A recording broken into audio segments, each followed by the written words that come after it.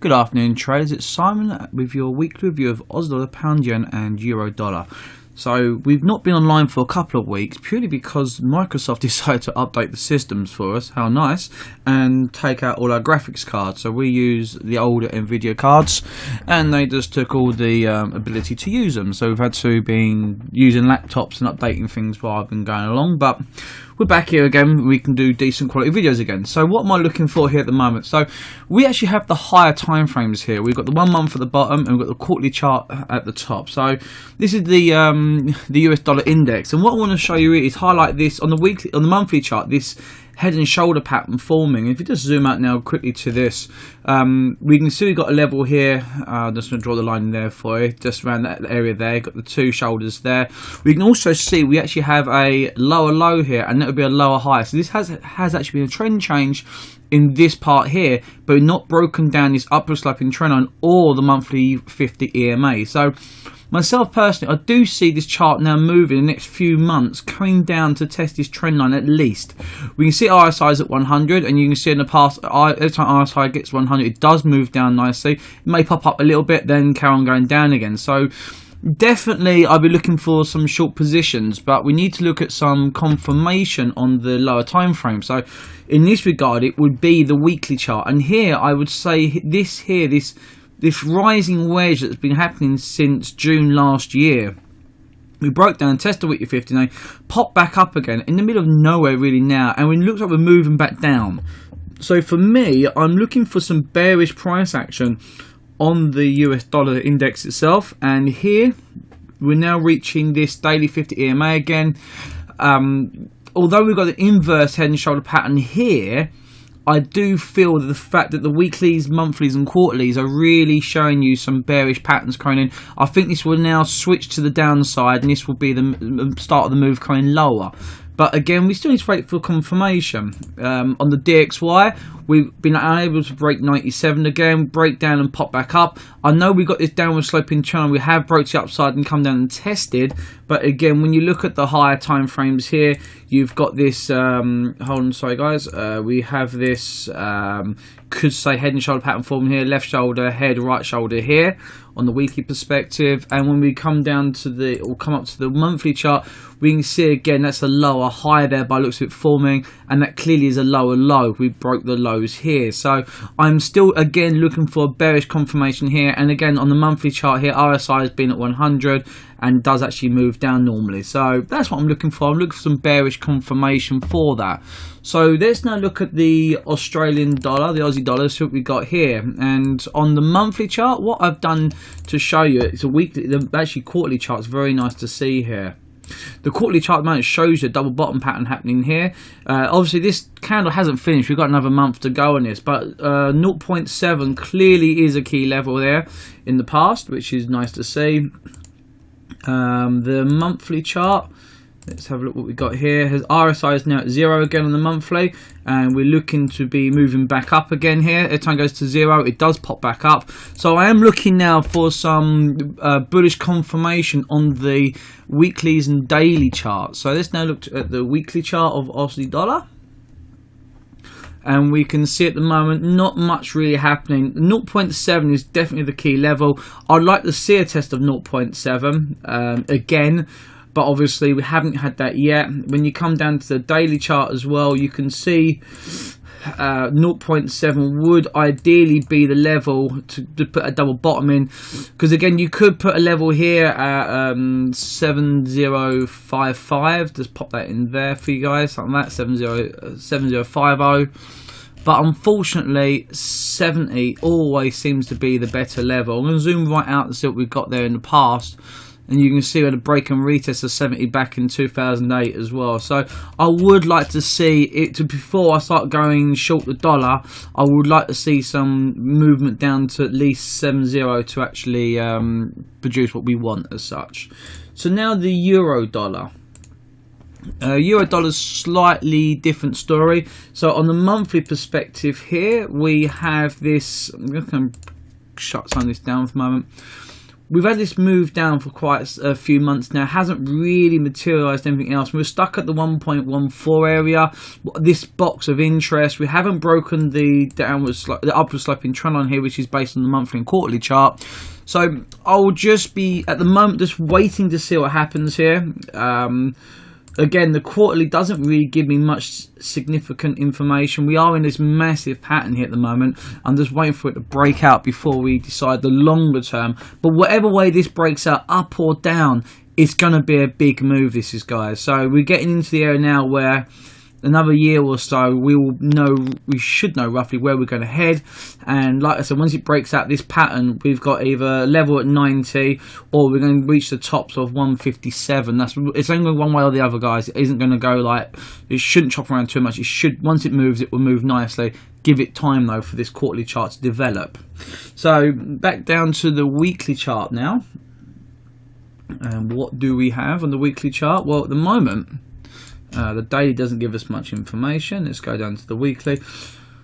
So guys, TradingView have actually changed the way they work their systems, which is really quite annoying, really. So I still expect a move up. We've got a little mini double bottom there. We've got bullish MACD divergence now. Nothing's really moving though. So for me personally, it would be a trade definitely up to 1.157 again if we do go long. But we are just below the 1.14 area, which I would always say is significantly key. And if you look at the daily chart as well, the daily chart is struggling to break above the daily 50 EMA at the moment.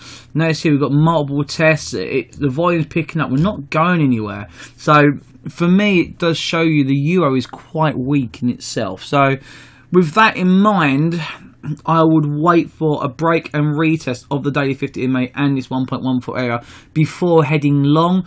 You could come down, take it long of 1.13 again, but understand it has popped down below that before. So this is deceiving in going short the dollar here, and it just shows you how weak the euro is. And to give you some other significance of that, we know Brexit's happening. Brexit's really bad, and the euro's falling against the pound as well at the moment. So for me personally, it's one of these things where the euro is extremely weak here.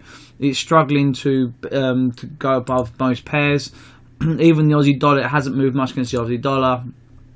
Obviously, the Canadian dollar's got significantly weaker at the moment, so it might be some pair trades take off that one. But that's just to give you an example where euro dollar itself, the euro is significantly weaker considering everything that's happening. So then you got pound yen, and pound yen itself on the higher time frame has yet again come down to this area of 1.3-ish area here. We just missed it a few weeks ago, and it looks as though we're lining ourselves back up for a move back up to at least this area here, 163 or so. Again, we are. So that's what I'm looking for. On a monthly perspective, we've looked like we've moved up nicely there as well. I do like that. It does look good. RSI almost reached 0, and we started popping back up again. So pound yen in itself does look quite nice. Looks like it's doing some bullish structure on the higher time frames. When we come down to the weekly chart, let's have a look there. Hold on. Again, we'll get used to this. We're now at this level of 148 again. We've got some good, strong, bullish candles there. So I would definitely be looking at taking this long at some point. We can even draw the highs like that there. We could, and we can clearly see we've broken everything there. Any trend line you draw, you've actually broken the trend, the downward sloping trend line. So to the upside, you've got a lot of potential there. RSI was at 0 here a few weeks ago, and it's moved back up quite nicely. I know at 100 now, so buying now is a bit silly, and I'll be looking for some confirmation on the lower time frame of the daily chart. So for this week, I think we can creep to 149 area. The high is around here again, as we was there. The volumes in itself, these are quite high volume really, for the candle hasn't moved. So I would expect some pullback down. And if we can get a test of 144 around this area here, around the daily 50 EMA, I'd definitely be looking for a long position there. So something like this. may get a trade like this coming in, could be worth 3-4% for you. That's what I'll be looking for and waiting. I wouldn't want to go short now, just for the very simple fact you are in the middle of nowhere here. I know you've got other indicators, RSI is looking good and this, that and the other, but there is no key level there. If you look at, if I just plot you a line here somewhere there, you ain't got 1, 2, you got some levels there, but I would wait for the trend change. And in fact, actually saying it, drawing the line in, you can see it's actually better than what I expected, to be honest. So let's put this in now. Let's see what happens. So pound yen, do we have any trend change, any patterns on the lower time frame? Let's take a look. On the 4-hour chart, you've not got a trend change whatsoever, and I can draw a trend line there. Oh, hold on, let's have a look. There we are. So we can just sync that to the chart. Go there, go here. So at the moment, we're testing the 1 hour 50 EMA. For me, there is no real lower high yet at the moment, so I would actually be looking for a break and retest of the 1 hour 50 EMA. That's what I'd be looking for. I would say it does look bearish. The volume here to the downside, super high volume on the bearish candle. Looks like it wants to come down now at least, so that's good.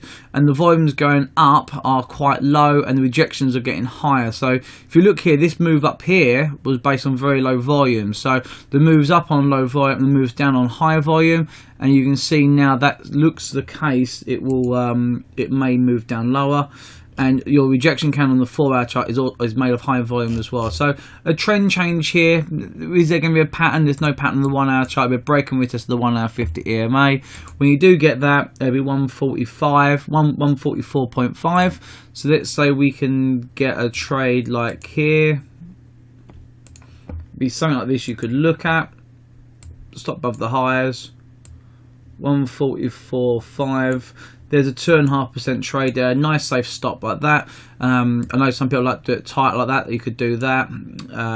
Or you could look to say, pop back up to this level here. Take a trade there. Put an order there.